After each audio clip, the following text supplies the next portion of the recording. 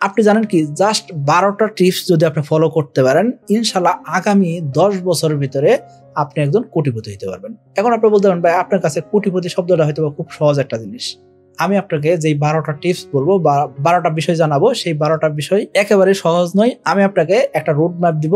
এই road map অনুযায়ী যদি আপনি আগাইতে পারেন, ইনশাল্লাহ আপনি অবশ্যই কোটিপতি হতে পারবেন।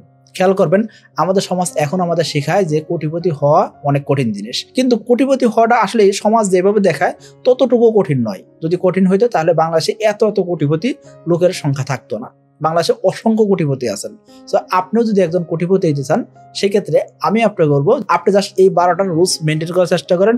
আজকে থেকে শুরু করেন, খাতা কলম নিয়ে বসে যান। আমি আপনাকে যে 12টা টিপস দিব, ইনশাল্লাহ এই 12টা টিপস ফলো করে আপনি অবশ্যই কোটিপতি হতে পারবেন। এটুকু আমি আপনাকে গ্যারান্টি দিতে পারি। তো চলুন শুরু করা যাক। সর্বপ্রথম আপনি যদি কোটিপতি হতে চান, সেই ক্ষেত্রে মাল্টিপল ইনকাম সোর্স আপনার থাকতে হবে, এটা বাধ্যতামূলক। যদি একটা ইনকাম ওয়ে দিয়ে আপনি কোটিপতি হতে চান, সেই ক্ষেত্রে প্রায় অসম্ভব। সো আপনি যদি একটা চাকরি করতেছেন বা একটা ব্যবসা করতেছেন, সেই দিয়ে আপনি কখনোই কোটিপতি হতে পারবেন না। সুতরাং ছোট একটা ব্যবসা দিয়ে কখনোই কোটিপতি হওয়া যায় না। একটা চাকরি দিয়ে আপনি সহজে কোটিপতি হতে পারবেন না। তাহলে আপনার করণীয় কি? আপনি চাকরির পাশাপাশি ব্যবসা করতে পারেন, একটা ব্যবসার পাশাপাশি আরো 2-4টা ব্যবসা শুরু করতে পারেন। এইসব মাধ্যম দিয়ে আপনাকে কোটিপতি হতে হবে। সুতরাং কোটিপতি হইতে চাইলে একটা উপায়, আপনি কখনোই কোটিপতি হইতে পারবেন না। আপনাকে দ্বিতীয় যে কাজটা করতে হবে, সেটা কি? ইনভেস্ট করার মাইন্ডসেট আপনার ভিতরে থাকতে হবে। অর্থাৎ আপনাকে অবশ্যই শুরু থেকে ইনভেস্ট করার দিকে আগাইতে হবে। আপনি যেহেতু কোটিপতি হতে চাইতেছেন, এই জিনিসটা এতটা সহজ নয়। আর ইনভেস্টমেন্ট ছাড়া আপনি কখনোই কোটিপতি হইতেই পারবেন না। সো কোটিপতি হইতে চাইলে আপনাকে অবশ্যই ইনভেস্ট করতে হবে। সেটা আপনার নিজের উপর হইতে পারে, অথবা আপনার টাকাটাকে অন্য কোনো জায়গায়, অন্য কোনো অ্যাসেট বিল্ডিং এর পিছনে খরচ করতে হইতে পারে, অথবা কোনো একটা ব্যবসায় খরচ করে আপনি নতুন করে এখান থেকে ইনকাম জেনারেট করার অপশন তৈরি করতেছেন। এসব মাধ্যম দিয়ে আপনি কি করতে পারবেন? আপনি বড়লোক হইতে পারবেন। কিন্তু আপনি যদি ইনভেস্ট না করেন, টাকাটা যদি অলস ফেলে রাখেন, কখনো আপনি কোটিপতি হইতে পারবেন না। এই যে আমি আপনাকে কোটিপতি হওয়ার কথা বলতেছি, এই ক্ষেত্রে আপনার ভিতরে যদি আসলে ওইটুক স্বপ্ন না থাকে, আপনি যদি অ্যাকচুয়ালি যদি ওই লেভেলে বড় স্বপ্ন না দেখতে পারেন, সেক্ষেত্রে কখনোই কোটিপতি হইতে পারবেন না। আপনি হয়তো বা 2টা পয়েন্ট অলরেডি লেখছেন, তৃতীয় পয়েন্টটা আপনি সহজে খুঁজে পাইতেছেন না। সেটা কি? আপনার একটা বড় গোল থাকতে হবে, বা বড় লক্ষ্য থাকতে হবে, অথবা বড় একটা স্বপ্ন থাকতে হবে। সেই বড় স্বপ্নটা আপনি দেখতে পারতেছেন না। কারণ কি? আপনার সমাজ, আপনার পরিবার সকলকে আপনার বুঝাইতেছে কি আপনি পারবেন না। আপনাকে বোঝাইতেছে কি কোটিপতি হওয়া সেটা চারটিখানি জিনিস না, সেটা যে কেউ পারে না, তুইও পারবি না। এই জিনিসটা কিন্তু আমাদের সমাজ শেখায়। এই জায়গা থেকে আমাদের আউট অফ দ্য বক্স চিন্তা করে আমাদের বড় স্বপ্ন দেখতে হবে। এখন আপনি বড় করে স্বপ্ন দেখছেন, তার মানে আপনি কোন একটা জিনিস শুরু করবেন, সেটা অনেক বড় করে শুরু করবেন, এই চিন্তা আবার করা যাবে না। আপনাকে শুরু করতে হবে ছোট একটা জিনিস দিয়ে। আপনি বসে ছোট করে ব্যবসা শুরু করেন। 4 নাম্বার কাজ হলো কি? আপনাকে ছোট করে হলেও ব্যবসা শুরু করতে হবে। এক কথায় শুরু করতে হবে, মানে শুরু করতেই হবে। শুরু করার কোনো অল্টারনেটিভ নাই। আপনি ছোট করে একটা ব্যবসা শুরু করবেন, এটা দিয়ে আপনার 4 নাম্বার লাইফ গোছানো শুরু হইতেছে। এখন আপনি ব্যবসা করতে গেলে নতুন সমস্যা দেখবেন। এই সমস্যার সমাধান আপনাকে করতে হবে। সমস্যার সমাধান আপনি কিভাবে করবেন? আপনার ভিতরে হাই ভ্যালু স্কিল ডেভেলপ করতে হবে। নতুন স্কিল শিখতে হবে, যে স্কিলগুলো ভবিষ্যতে ইনকাম জেনারেট করে দিবে, ভবিষ্যতে বেশি টাকা আর্ন করে দিবে। এই ধরনের হাই ভ্যালু স্কিল আপনার শিখতে হবে। এখন হাই ভ্যালু স্কিল শিখলেন, ছোট ব্যবসা করতেছেন, এই ব্যবসাগুলোকে আরো বড় করতেছেন। এন্ড বড় করার সময় আপনাকে কি করতে হবে?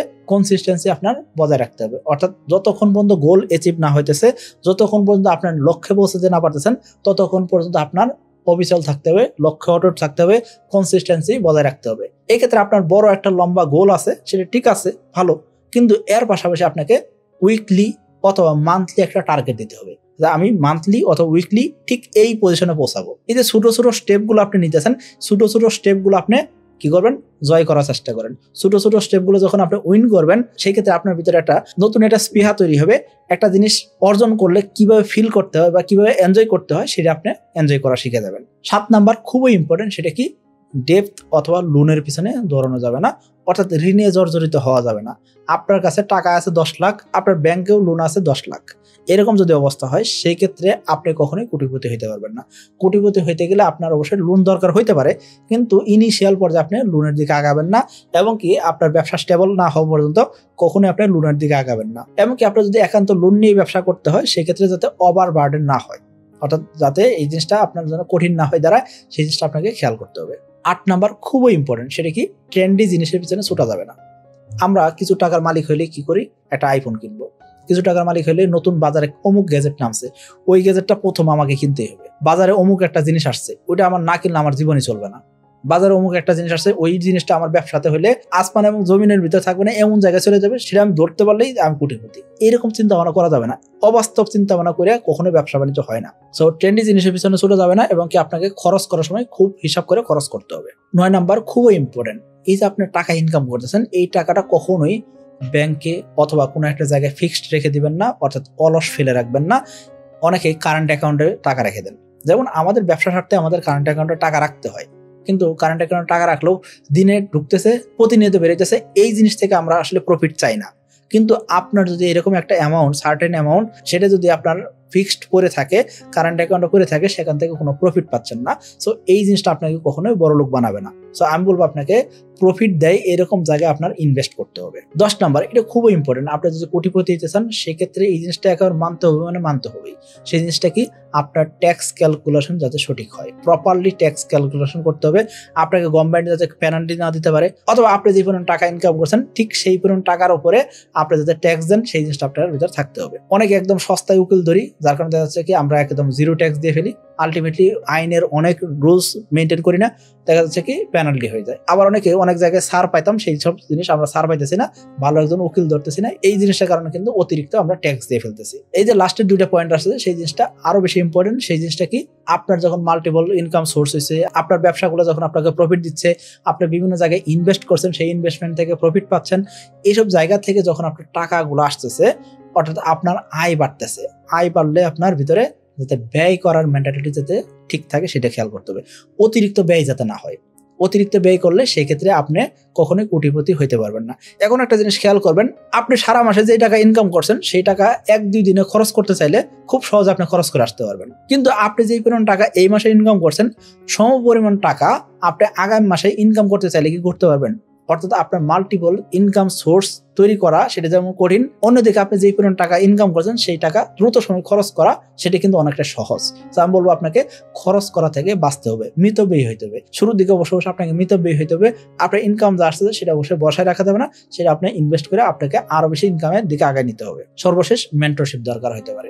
আপনি আগামী 10 বছরে 1 কোটি টাকার মালিক হইতে যাচ্ছেন, সেক্ষেত্রে আপনার একটা মেন্টরশিপ দরকার হইতে পারে। আপনি যদি এই 11টা স্টেপ ফলো করেন, সেই ক্ষেত্রে মোটামুটি বলা যায় যে আপনি একটা ধাপে চলে আসছেন যে আপনি কিভাবে লাইফটাকে গোছাবেন। আপনি জাস্ট এখানে সময় দেওয়া শুরু করেন, ইনশাল্লাহ আপনি বড়লোক হইতে পারবেন, এটা মোটামুটি বলা যায়। কিন্তু অনেক সময় দেখা যায় যে আমরা প্রপার গাইডলাইনের অভাবে আমরা বেশি দূর আগাইতে পারতেছি না। হয়তো 1-2 বছর পরিশ্রম করে 2-4-5-10 লাখ টাকা ইনকাম করলাম, তারপরে আগাইতেছে না। এর পিছনে কারণ কি, আমাদের গ্রোথ আটকে গেছে বা আমাদের মেন্টালিটি একটা জায়গায় স্থির হয়ে গেছে।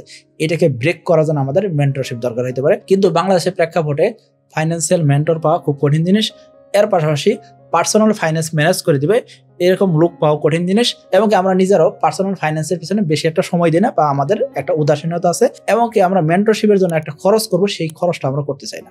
তো আমি বলবো আপনাকে, আপনি যদি মাসে 50,000 টাকা ইনকাম করেন, সেটা যদি ইনকামটা বাড়ানোর জন্য আপনি যদি কোনো জায়গায় মেন্টরশিপের জন্য আপনি ধরেন 5,000 টাকা খরচ করলেন, 10,000 টাকা খরচ করে আপনি সেই ইনকাম যদি দেখলেন কি 1 বছরের ভিতরে মোটামুটি দ্বিগুণ করলেন, অথবা 50,000 টাকা জায়গায় 70,000 করে ইনকাম করতে পারতেছেন, তার মানে 5-10 হাজার টাকা বা 20,000 টাকা 50,000 টাকা দিয়ে আপনি মেন্টরশিপ নিলেও আলটিমেটলি লং টার্মে কিন্তু আপনি আপনার গোল অ্যাচিভ করতে সহজ করতে পারতেছেন।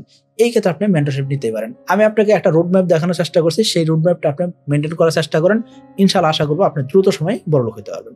কিন্তু আমি জানি যে আপনি হয়তো লেখছেন ঠিক আছে, অথবা অনেকে হয়তো লেখেনই নেই যে আসলে কিভাবে কাজ করতে হবে। সো আপনি যদি না লিখে থাকেন, সেক্ষেত্রে ভিডিওটা আবার দেখে লেখার চেষ্টা করেন, এবং কি আপনি এই স্ট্র্যাটেজিগুলো ফলো করার চেষ্টা করেন। ইনশাআল্লাহ আশা করবো এই স্ট্র্যাটেজিগুলো ফলো করলে আপনি অবশ্যই বড়লোক হতে পারবেন। কিন্তু আপনি লেখার পরে যদি আপনি বাস্তব জীবনে এক্সিকিউট না করেন, সেই ক্ষেত্রে কিন্তু দোষটা আমার নয়, দোষটা আসলে অ্যাকচুয়ালি আপনি এক্সিকিউট করেন নাই, এইটা আপনার দোষ।